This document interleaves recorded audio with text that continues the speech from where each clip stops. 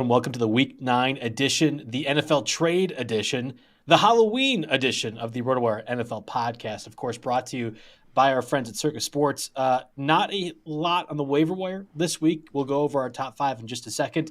It is as mundane as the NFL games have been over the past 2 weeks. Unfortunately, I think that'll be the same case this week as well, too. But I can promise you, any trade deadline news, we will have you covered, of course, as this is going live. But if you are listening back later on throughout the evening, I would imagine most of the trades will be covered during the next hour or so that we're doing the show. So with that being said, I want to hit our music, and then we'll dive, obviously, into the Week 9 waiver wire pickups.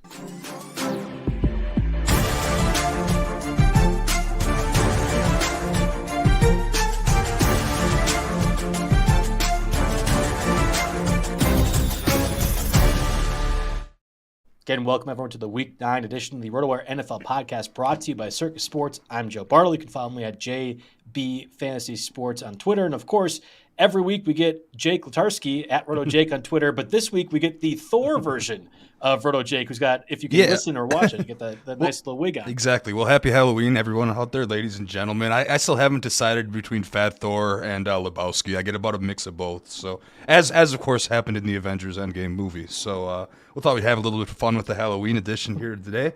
Again, like Joe said, top 5 pickups, nothing groundbreaking or earth-shattering here, but we can find some hopefully sneaky ads to get you going, or maybe sleepers that could find out down the season. And of course, as you're going to see many times throughout the show, I'm going to be looking over to my left where I have the whole tweet deck set up, ready to roll here in case we get any breaking trade deadline news, which we already had one like right as we started the show here, which isn't not a blockbuster, I guess, but we found out this week in Arizona that Josh Dobbs was going to be benched. Coach did not like the film, I guess.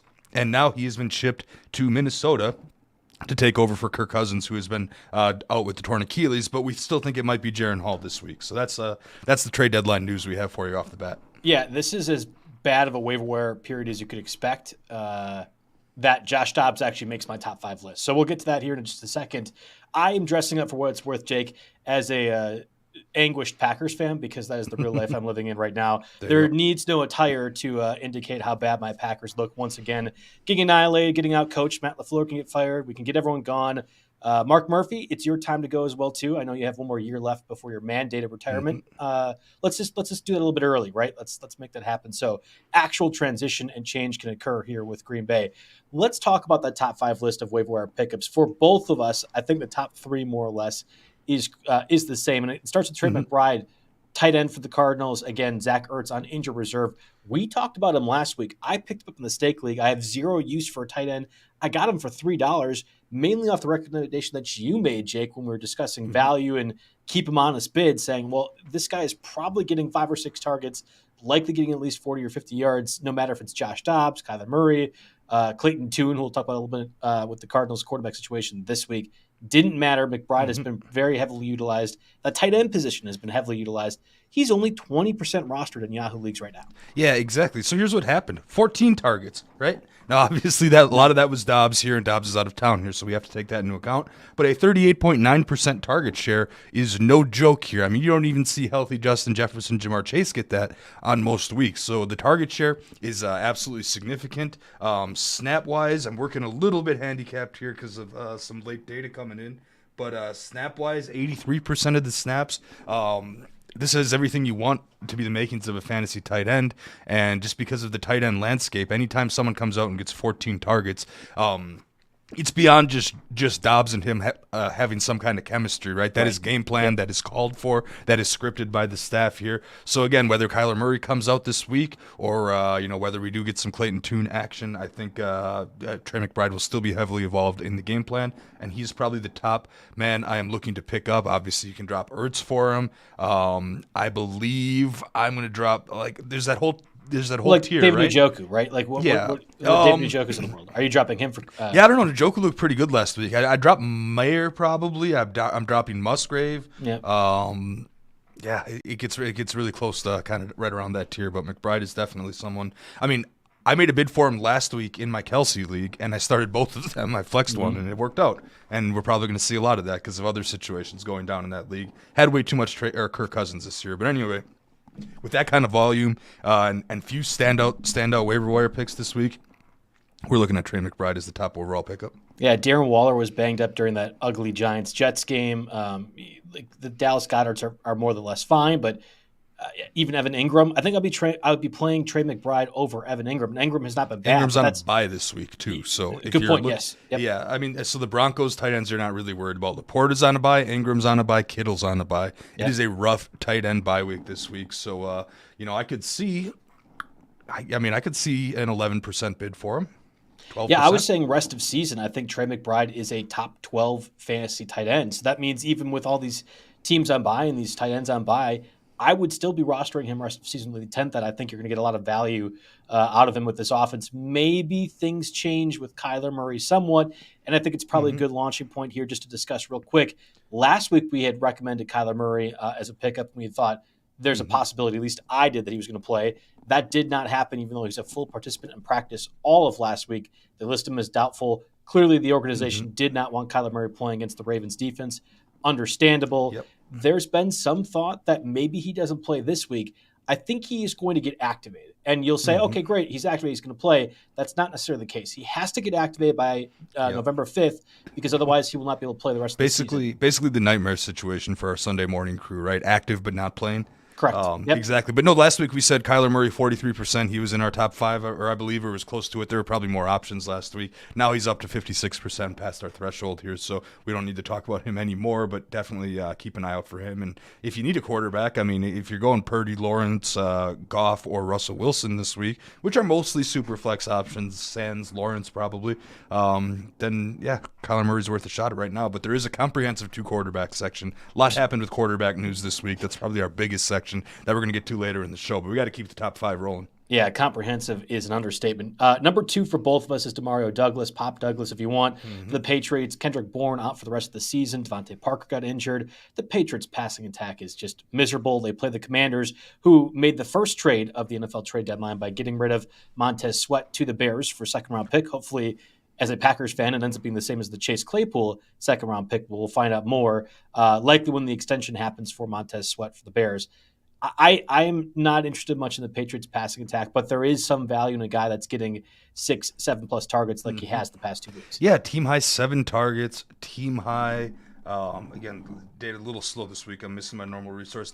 Team high or wide receiver group high 78.4% of snaps. So yes, there is the question of how much you want to invest in Mac Jones and the Patriots offense. But Demario Douglas, he had a decent game last week, and he definitely picked it up. And this is of course largely because we have Kendrick Bourne, torn ACL, out for the season, and Devontae Parker, who left the game early in concussion protocol. I don't believe that.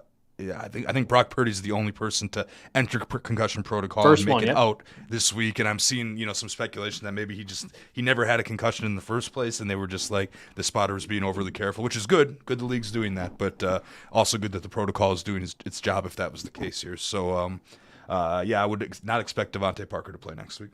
I wholeheartedly agree with you in that situation. And every other team has played it safe, but the 49ers, and maybe they should have, because Brock Purdy did not look very good in that loss to the Bengals last week. All right, moving on in our top 5 waiver wire pickup list, we had Trey McBride 1, Demario Douglas 2.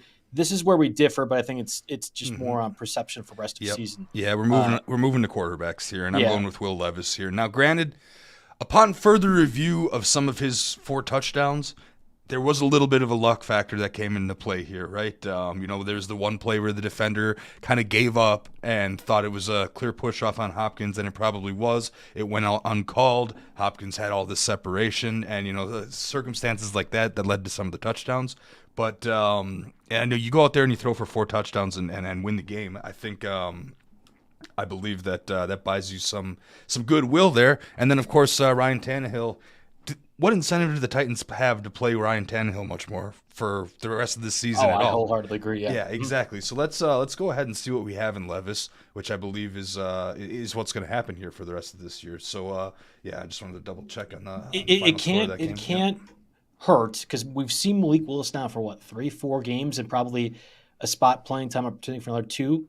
A couple with preseason. He hasn't looked like he should be like a converted tight end, much less a quarterback at the NFL level. So Will Levis, great. I have no idea what the Falcons defense were doing. They completely let me down. They were my best bet section as a win for sure. I mean, DeAndre Hopkins is literally the only option. Will Levis, to his credit, threw to DeAndre Hopkins because he knew that was his only option. Yes. And bad quarterbacks have been doing that for DeAndre Hopkins for the entirety of his career. It's amazing that Tannehill was never able to figure that out. Give the man the ball and see what happens. Pretty much the exact opposite of what the LA Raiders are doing wrong. We'll throw that in there since we no longer do Monday Night Football. Yeah, I mean, Jimmy Garoppolo tried to get Devontae Adams just 20 yards off pace, like Jordan Love tends to do. Yeah, it's a tough spot. So you have Will Levis, your number 3 overall top 5 pickup. I have the guy we just talked about that just got traded, Josh Dobbs, going to the Vikings. Maybe he doesn't play this week, although, again, I think Josh Dobbs has to be better than Darren Hall. But Dobbs was quietly a quarterback 12 in at least 3 of the 8 weeks that he played for the Cardinals this season. There's a rushing aspect to it, but also you're going to likely get Justin Jefferson back. The Vikings have playoff aspirations, and Jordan Addison has blossomed into a clear number 2, if not number 1, A to a B, or reverse, whatever you want to, for Justin Jefferson in that receiving core. That defense isn't very good. I think Josh Dobbs rest of season becomes a guy that if you've been hurt by injuries at quarterback, and there have been a lot, you might be able to get by starting him. It won't be pretty. You probably don't like the options and outcomes that occur, but I think he's getting you at least 16 points a week. Yeah, no, that's interesting because there's no doubt here. What encourages me most about this, for someone who has a lot of Justin Jefferson and unfortunately had a lot of Kirk Cousins, was that the Vikings are trying here. You know, they beat the hapless Packers. They're back to 500. I do not think they are a good team, but 500 is enough to keep them, trying and hunting in the playoff section, and enough to get Justin Jefferson out back on the field. When there was a lot of rumblings early on, we're like, hey, they have a tough schedule. What if they lose 3 or 4? Then is Jefferson going to come back? So Jefferson will be back. And, of course, Jefferson and Addison, who has emerged in Jefferson's absence. And then you've got T.J. Hawkinson. The running game's terrible, but, what are you going to do here? I think you're right. That does lead to some successful and some good opportunities for Dobbs here the rest of the way out. Yeah, and I have Levis number 4. So Dobbs was number 3, Levis 4. Your number 4, I think, is actually an interesting name in the fact that we haven't talked about any other really receivers or running backs. Jonathan Mingo looks to be a guy that could make a difference. We had Terrace Marshall getting rumored to be traded by the Panthers to open up more space for their early second-round pick. Mingo, to this point in his career, has disappointed, but he at least had a good game last Sunday. Yeah, well, here's what's interesting. The Panthers are running 3 wide receiver sets, which is it's very clear. Terrace Marshall entirely phased out of the offense. Jonathan Mingo, I mean, now we're down to like a 1-snap difference here. 98.4% of the snaps compared to 96.7% for Thielen and 91.8% for Shark, which, again, you're talking about maybe wide receiver 3 on a Bryce Young Carolina offense. What kind of upside is there, really? But and of course you have Thielen going there with 11 targets. But Mingo's interesting because he had 5 targets in this game, and he turned that into 62 yards. And there was the one play that I think I caught on Red Zone where he caught the ball and made an excellent move in the open field. And again, don't want to judge it all on one play, but to me he passes the eye test. He obviously has the draft pedigree, a second-round pick here. The team's bye week is now in the past. You see this a lot of times with rookie wide receivers where they really get them rolling after their bye week here. And again, the Panthers might as well use him more and see what they have, and that's what it looks like they're going to do. He looks like a solid talent. I'm interested in him because outside of Trey McBride, not many of these pickups we're talking about this week are guys that you can pick up and immediately put in your starting lineup right here. So this is more of a long-term thing, but just the 5 targets last week it gives me encouragement that you could if you have to. And, I mean, granted, there were some other wide receiver injuries earlier this year, but Mingo does have games of 6, 7, and 8 targets as well this season. So he's getting the ball, and, again, he looks good. So it's interesting to me. He does have yet to score a touchdown this year, so maybe we'll get a little bit headed his way. He's got upcoming matchups against Indianapolis and Chicago, 2 slightly below average defenses against wide receivers in both standard and PPR formats. So I'm definitely looking to add Mingo in some places because I think he's kind of an under the radar pickup that might be useful for you. Another trade to add to the ledger. Ezra Cleveland, the guard for the Vikings, was traded to Jacksonville for a day 3 pick. Interesting that the Vikings acquire Josh Dobbs, seemingly going in one direction, competing for the playoffs, and then go another by trading away their starting guard, Ezra Cleveland. It doesn't matter much from a fantasy perspective, other than maybe that adds value to ETN, who already was having one of the better fantasy seasons among running backs this year. And Jacksonville's on a bye. Exactly. And I did the Jags inactives last week, and I noticed that one of their guards had both. There were two guards that were both starting guards are questionable. One of them had missed a couple weeks in a row. One was active, one was not active. So I don't know if that circumstances changed, but that kind of thing can only help the outlooks for ETN and Lawrence, who are of course on a bye this week. Rounding out our top 5 waiver wire pickups is Zach Charbonnet, who is around 45% rostered. The Seahawks had their bye week back in week 5. Kenneth Walker has been a healthy participant, but not so much during practice. Zach Charbonnet had missed a little bit of time earlier this season, came back now. This is, again, just a move for the future. And whereas I had liked Chase Brown, the backup running back for the Bengals, who's now on injured reserve, and a few of these other candidates, I think the most likely guy that if you were to have an injury occur ahead of him, breaks out and has a Kenneth Walker-like season last year, is Zach Charbonnet for that same Seahawks offense that has still very heavily utilized the running game.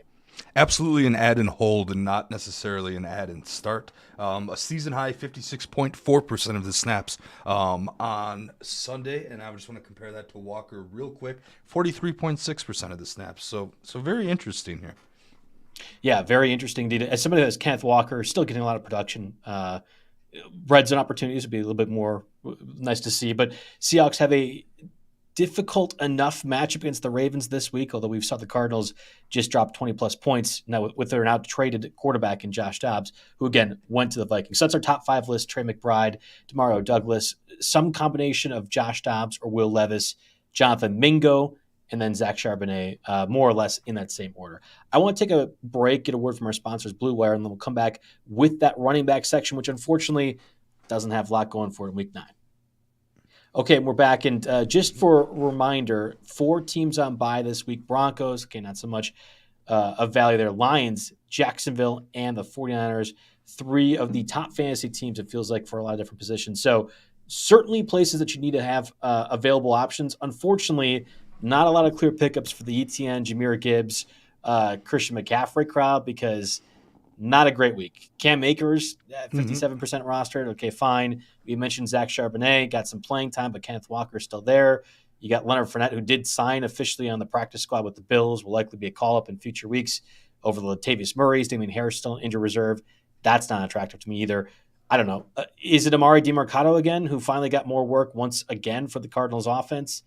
There just is not a lot of options that I'm finding very attractive here. Yeah, no, exactly. So Cam Akers was one that I kind of, again, it's pretty speculative. Obviously, watching that Vikings game as a Packer fan kind of reaffirmed a lot of people's ideas that Alexander Mattison isn't all that good, even though he played twice as many snaps as Cam Akers. So, it's a theoretical change into the guard situation. But if they're trading linemen, and it's just not a team that's going to run the football at all, which is it's weirdly the opposite of what we've seen from them over the past few years. So that was speculative, and plus he's at 57% anyway.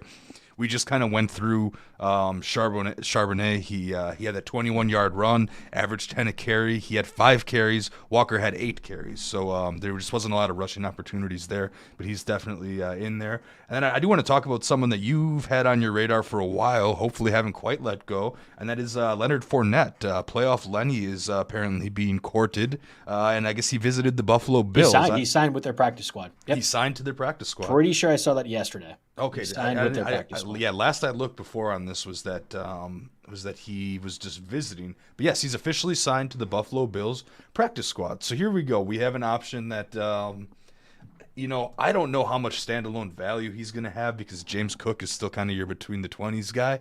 But I would not be happy if I were a James Cook owner. I put it that way. I don't think Fournette cuts into Cook's value. It's more Latavius Murray. Again, with Damian Harrison injured reserve, Latavius Murray has been like that goal line, but at the red zone area, and I think that's where Fournette could happen. And that Fournette can also pass catch, I think doesn't tip off defenses as much, but they've been very sheltered with the way they use James Cook and the way they operate with that backfield as a whole, that I don't think they're going to utilize Fournette any differently than they would Latavius Murray, even if Fournette is much more suited to be more to that offense. I don't think it cuts into James Cook workload at all. That's fair enough, and but we'll see. So like at 5% rostered, there's not a whole lot. I mean, I don't see a ton of fantasy value in terms of you can't pick him up and start him. We don't even know for sure at this point on Tuesday if he's going to suddenly be even elevated to the active roster this week. So that's interesting. So again, we go back down to our retreads then, right?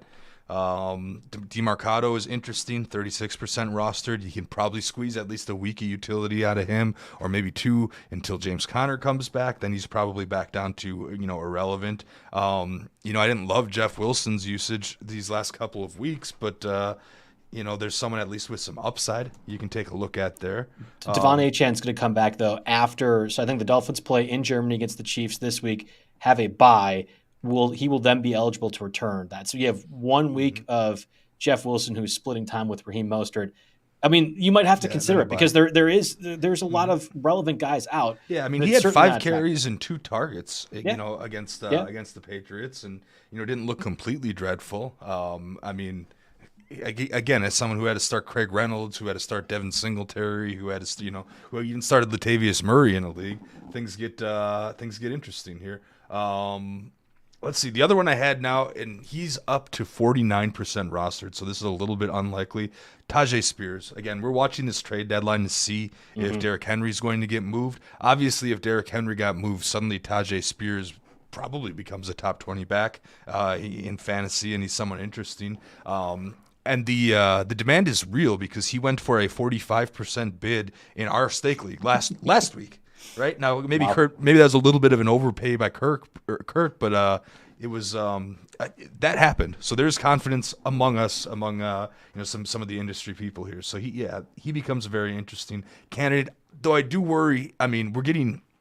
What is it? We're a half hour away from the actual deadline in real time today, something like that. We're getting close. Apparently the Titans and the Ravens had a deal in place that got vetoed. So by it's the certainly owner. starting to look, by the owner. So it's certainly starting to look like maybe like maybe they aren't going to trade Henry, or maybe there's a disconnect between the owner and the GM that could prevent a trade from happening. So in any case, those are some names that I had down, but it's not a super attractive running back week. If you have to stream one this week, you're like throwing a guy in there and hoping you can get 5-6 points and then moving on. Yeah, unfortunately, again, if you're missing McCaffrey or Jahmyr Gibbs or Travis Etienne, people we've recommended in past weeks would have to be considered this week. That's more or less the options I've seen. Just to give you a bit of a deeper name, though, how about Royce Freeman? Got back-to-back games now with 6+ carries, goes against the Packers defense, which is one of the worst in the league, really can't stop anything, especially against the run. I know Darrell Henderson's the starter. He's going to get 15+ carries, but I think there's an opportunity, even if Matthew Stafford does not play, where the Rams will have to utilize Royce Freeman to the extent that he gets you 7 or 8 points, and he's probably more widely available than any of the other running backs we've mentioned. It'll be a run-heavy game for sure, because that's the one thing the Packers have not been able to stop for any degree. So even if Henderson is RB1 over there, Freeman, I think Freeman ended up with like 10 PPR points last week. I started Chuba Hubbard over him, and I was like, oh, dang, maybe I made a mistake there.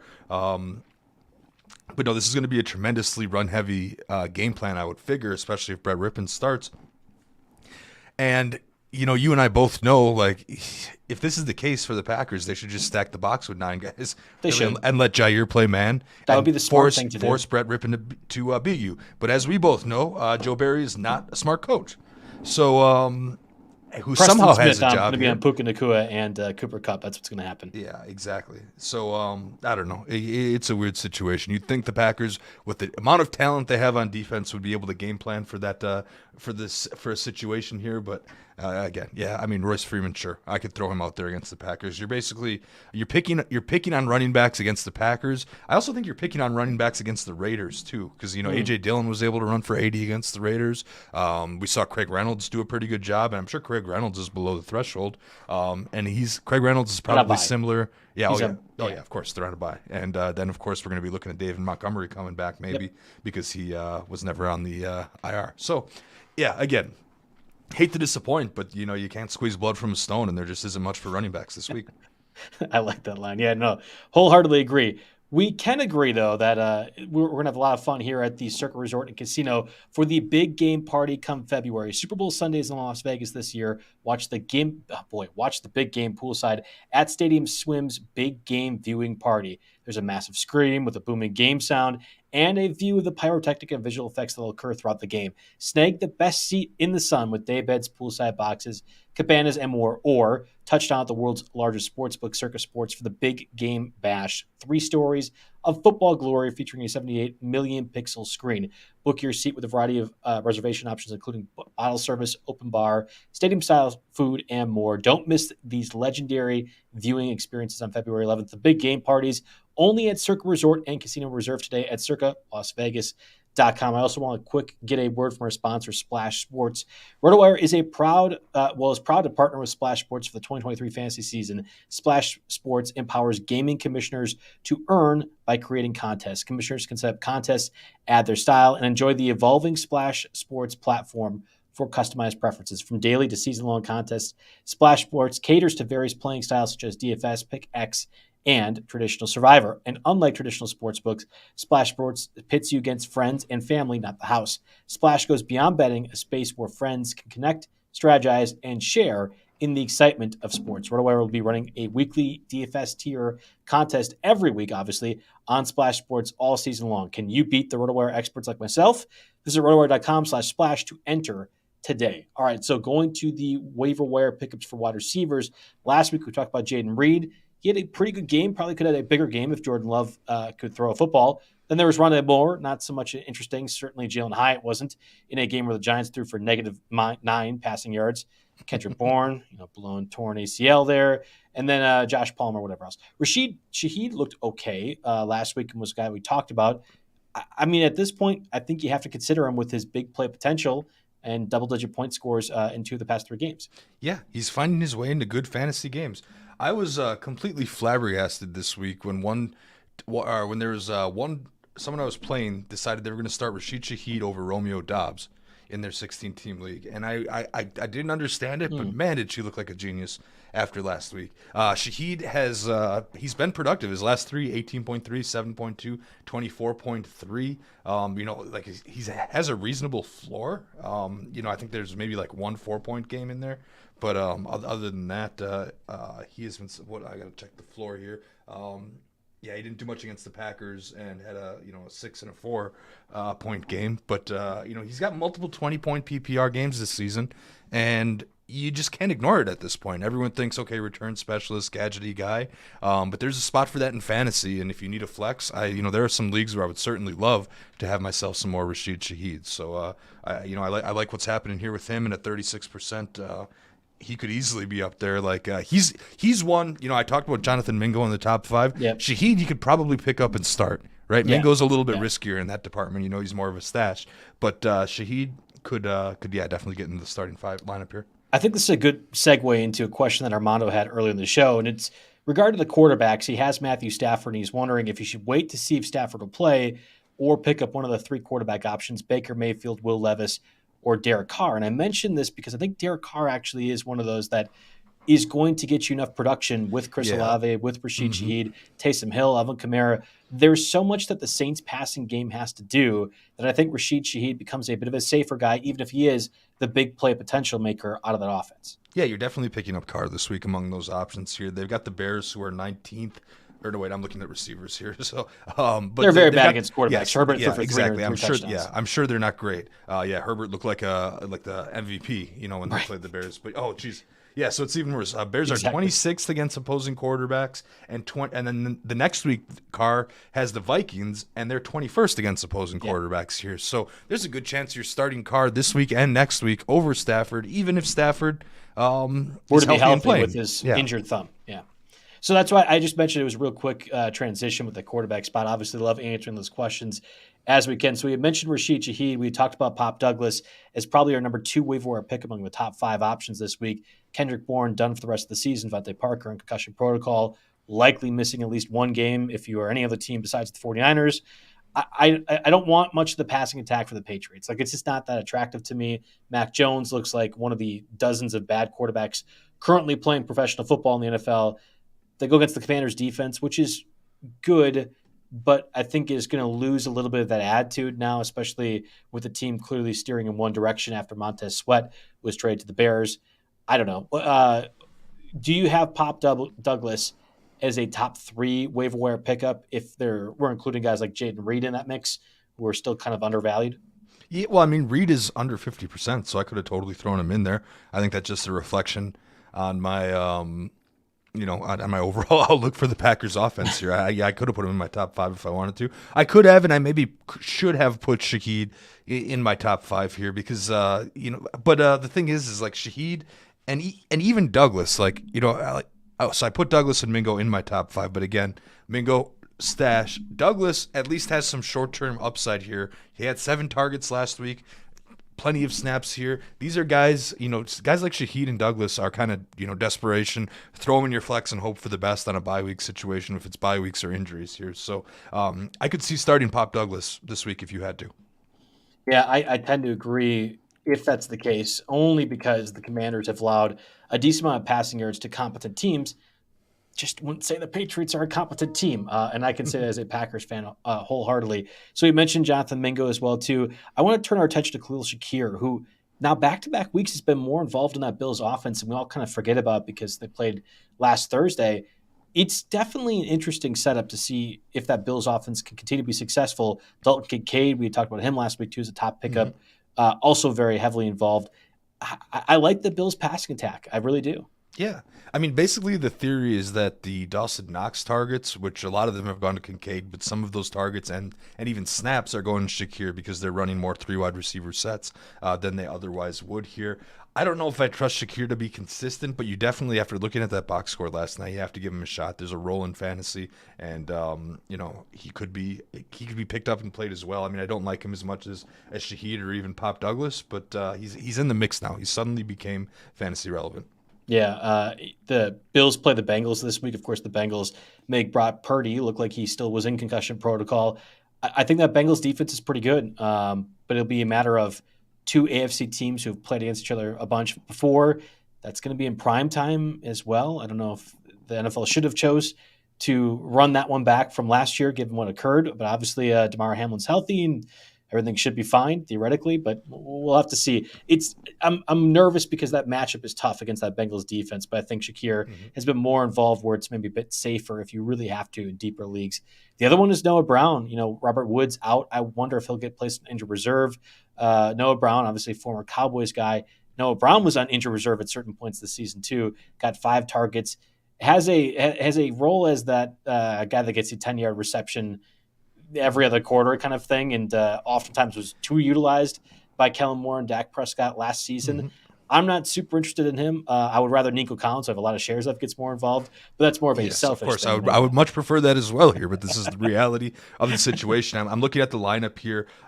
With Robert Woods out this week, Noah Brown actually played an identical snap count to Nico Collins, where Tank Dell, meanwhile, had the most snaps of any wide receivers. So that is interesting to me. And he had 5 targets last week, except I don't know. I have more confidence in I think Noah Brown is like a Khalil Shakir light, right? You're looking at the wide receiver 3, but you have Josh Allen in the Bills offense, and although C.J. Stroud has been looking very good, it's still C.J. Stroud and the Texans offense. So which one of the 2 would you rather have the wide receiver 3 in? Yes, both of them they suddenly slip onto the fantasy radar due to some ceiling and some opportunity that they did not have before. But I'm not super thrilled about Brown. He was the last one on my list just to work in because we got buys this week and possibly some desperation here at the helm. Yeah, possibly desperation is how I describe the quarterback position too. I wrote about this in the Tuesday article I get posted where I go over all of the best bets and over-unders for every single game. The middle tier of quarterback got eviscerated over the first 8 weeks of the season. So Aaron Rodgers, of course, out first 4 snaps of the year. You got Ryan Tannehill, who, whatever. Daniel Jones was being highly drafted. Anthony Richardson was a middle tier guy as well too. Now Kirk Cousins done for the season. I've listed 5 guys that you would have all been like, oh, I guess like they could maybe make a team play a certain level, not even like raise in the case of Aaron Rodgers or stuff like that. And now we have like the Jordan Loves and Kenny Pickett's and Mac Jones and Desmond Ritters. Yep, I listed 10 quarterbacks right there off the top of my head that all are either injured or suck. That's a third of the league right now that we're dealing with, and that's not even to include more of these quarterbacks that have been injured as well too. It's just it's a brutal stretch. Here's a fun one. My first 4 picks in Fishbowl were Justin Jefferson, Jonathan Taylor, Kirk Cousins, Aaron Rodgers. So yeah, what's the record on that? What's team the record? I think I've managed to pick up a single victory this year. Good. I will be starting Tyson Bagent this year. Is this your week Taylor as my Swift? sole Look what you quarterback. maybe do debut, right? I've done the past couple of weeks. This is you ranting about your Scott Fishbowl team. No, exactly. No, it's terrible. That one, I was hoping that league I'd be a little more competitive in that league, but when you do this many, eventually there's going to be 1 or 2 that you catch all the bad breaks in, and that was mine this year. Yeah, we talked about Derek Carr. I think he actually is the top of the streaming quarterback candidate to see if you are out Stafford or whatever else. Again, another mid-tier QB as well too. But also Sam Howell, who has been he didn't take a sack. Gets that a fearsome Eagles pass rush. Somehow the guy that leads the league in sacks could break not Derek Carr's record, but David Carr's record of sack totals. Didn't get a single knockdown in that close Eagles loss. It is completely back and forth with Sam Howell because I go from, he's terrible to, wait, is he good? To, okay, he's terrible now. Last week he looked good. He got Scary Terry. He got Jahan Dotson involved. Yeah. He got Logan Thomas involved. Yeah, exactly. I'm sorry, what? Curtis Samuel got banged up in that one, so I think that's why Jahan Dotson. Well, yeah, I think Curtis Samuel was maybe banged up going into that one too. So, but in any case, Sam Howell is using the weapons at his disposal. The Commanders don't seem too determined to win this year, but I think he's been just sufficient enough to potentially win some games. I don't love the matchup at New England, but he's there. He's out there. He's available. 45% rostered. Go. He's someone that's worth sticking around as a QB2 because I'm about to pay the price in several Kirk Cousins leagues where I did not have a QB2. So there is there's definitely some utility there. Yeah, the Cousins injury has impacted things. I think also, at least from a positive perspective, if Taylor Heinicke starts the Falcons, you could maybe say there's some more upside from all fantasy relevant players, Kyle Pitts, Drake London especially. We don't know if that's going to occur. Ritter had evidently had been checked for protocol from a concussion perspective, was cleared of that, the way I'm understanding things. And then you had Arthur Smith just say, no, Taylor Heinicke play the rest of this game. Of course, the Falcons go on to lose to Will Levis's debut with the Titans, who are now, 3-5. It's a bad team. Falcons are a bad team, make bad choices, and also don't like fantasy players, so we don't like them either. This makes me wonder, Arthur Smith, okay, maybe he's not the greatest decision maker, right? I think every fantasy analyst can agree on that. But so obviously you would think as a Falcons head coach, right, if you want to win games the rest of the season, if that is your objective, you play Heinicke over Ritter because Heinicke gives you a far better shot to win week to week. And selfishly, it's helpful for our fantasy players. But believe it or not, when your good players produce, you win games, right? So Heinicke is the better option. We all know this. I think we can agree on this. Which makes me think, was it Arthur Smith holding him back? Or was this front office ownership saying, no, we have to see what's going on with Ritter. We need to see more of this terrible Ritter. We need to get a better draft pick. So really, I don't know what the situation is here necessarily. The playoffs, the number 7 playoff spot, which who cares about it, but it is going to come down to the Falcons, Saints, or Vikings. 2 of those 3 teams are going to get in. One of them is going to have a competent quarterback, and that's Derek Carr. And I don't think Raiders fans of last year or people who've really watched the Saints this year would call him competent in any means. That is your number 7 seed in the NFC. So I don't know what the Falcons choose to do. Arthur Smith might just try to continue winning despite playing his best players. I think he has some weird sick thing going on that he just enjoys doing that. I have no idea what Atlanta seems to be doing. The whole fantasy community. Heinicke is the better QB at this point. I think that's very clear. It's just a matter of, will the Falcons recognize it? Yeah, he gave him a little spark, and they were able to not quite come back for the lead, but at least kept that game close. So we'll see what happens in Atlanta. That kind of leads us into our 2 quarterback situation. Yeah. Should I do quick hitters here because we don't need to spend a ton of time? Might as well. Yeah. All right, let's rattle them off here. Josh Dobbs, of course, he is out for the Cardinals, traded to the Vikings. We don't know if he's going to start for the Vikings or not this week. It could be Jaron Hall. Meanwhile, Kyler Murray could start against the Browns this week for the Cardinals in his stead. Otherwise, it'll be Clayton Tune. So one of those 2, maybe a Murray return. Obviously, on the Vikings side of that, Kirk Cousins out for the season. Josh Dobbs an option eventually. Jaron Hall is your backup quarterback by default. Probably, maybe still plays this week. Nick Mullins will come off IR. Competition of terrible quarterbacks here, but the key point takeaway there is that the Vikings are still they are still trying, I guess, and that's good. Looks good for Justin Jefferson. All right, more quick hitters. Baker Mayfield had a knee bruise. He expects to play this week at Houston. Similar situation with Kenny Pickett and the Steelers here. Of course, he left the game in favor of Mitch Trubisky.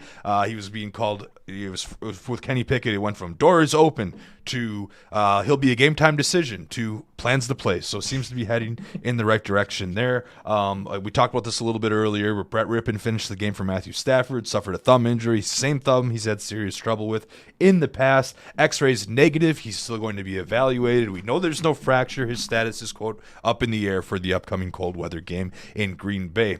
Got to talk about the Giants here. Tyrod Taylor went to the hospital with a rib injury.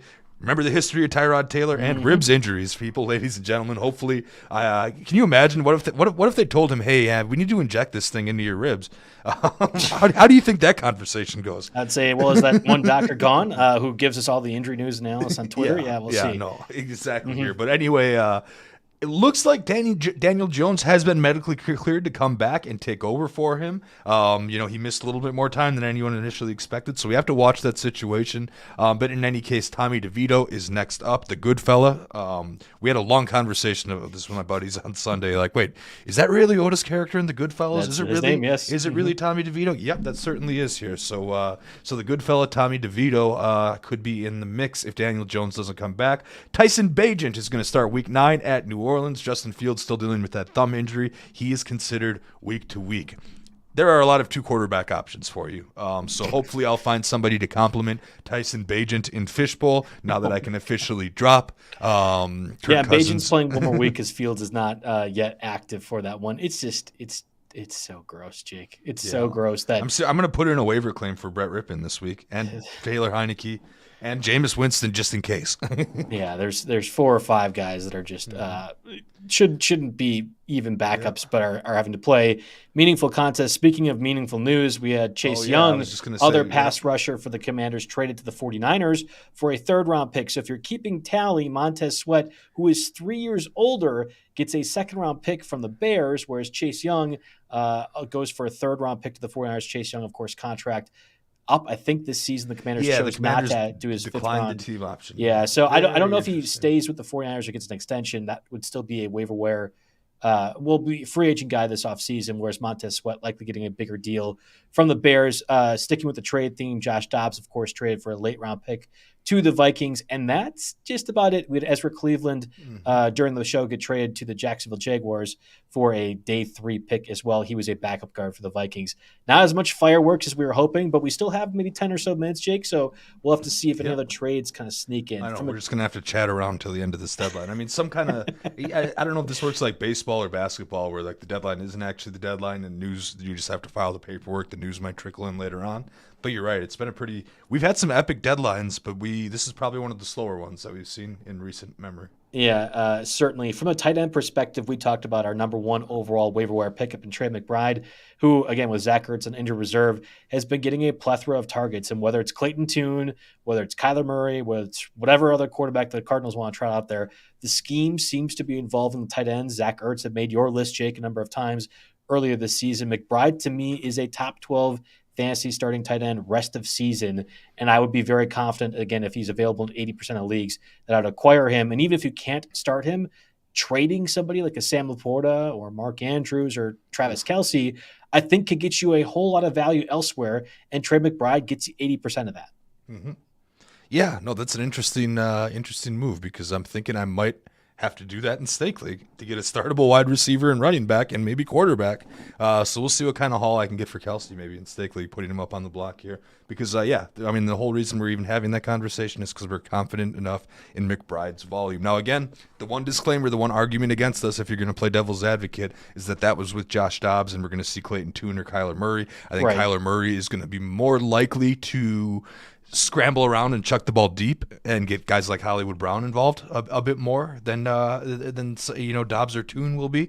But But we'll see. I mean, 14 targets, like I said, that is no joke. That is not just the quarterback loving them. That is, you're getting schemed for that many targets. So I would feel very confident moving one of those top tight ends, assuming you're going to get a good package. If you have McBride, if you have Dalton Kincaid, who is a guy that we talked about a lot last week. I like Jake Ferguson too, who was I think cut by a lot of people because the Cowboys were on bye.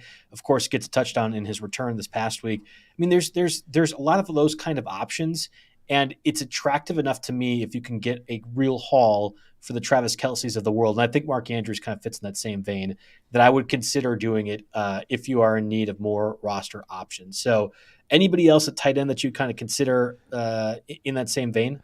I really hate saying this because the moment he has a good game, he will, in fact, disappear the following week. But that actually hasn't necessarily been the case for Taysom Hill over the past 3 weeks. 12.3, 16.8, and 22.9 PPR points for Taysom Hill. So he's only 36% rostered in Yahoo leagues. He is a solution to the tight end problem for a lot of people, and that will be the case this week because, once again, Laporta, Evan Ingram, and George Kittle are all on bye week. So it is a big tight end bye week. You're taking a look at Hill, and you're taking a look at McBride if you can. I didn't have too much else, but so the Chargers game. Yep. Parham was Gerald Everett does not play. He's out with the ribs injury. You have Parham get 4 for 43 and a touchdown, but Stone Smart gets 39 snaps. You had also Trey McBride, their third-round bust of a pick, who's more of a fullback, gets 16 snaps as well too. And that was in a game in which the Chargers ran for 54 yards and 25 carries. Like, the two tight end set was still that important to Kellen Moore and company, and that Parham was not more involved. Fourth red zone touchdown. I couldn't tell. Like in deeper leagues that you and I play in, Jake, maybe I would consider Parham a little bit more. I'm in a 14-team league that has 2 flexes. That's one where I'd like Parham in certain situations like this. But I think in most times, in most leagues that people are listening to, he just does not have a lot of utility because the Chargers don't want him to have a lot of utility. Yeah, I know that is what it is. He's a perfect touchdown-only league guy, right? Yeah, that's like that's a great Mo example. Cox from a couple years ago. Yeah, There's going to be some of those weeks where he gets a jump ball or two in the red zone, and then and isn't getting used that much outside of that. So yeah, it's tough on tight ends. But if you've got an option that's 20% rostered and another option in Taysom Hill that's 36% rostered, chances are you can go ahead and go get one of them. Yeah, what's not tough, I think, is some streaming candidates at defense that looks pretty attractive this week. Mm-hmm. Yeah, so this is more about the opponent than the defense itself. Sure.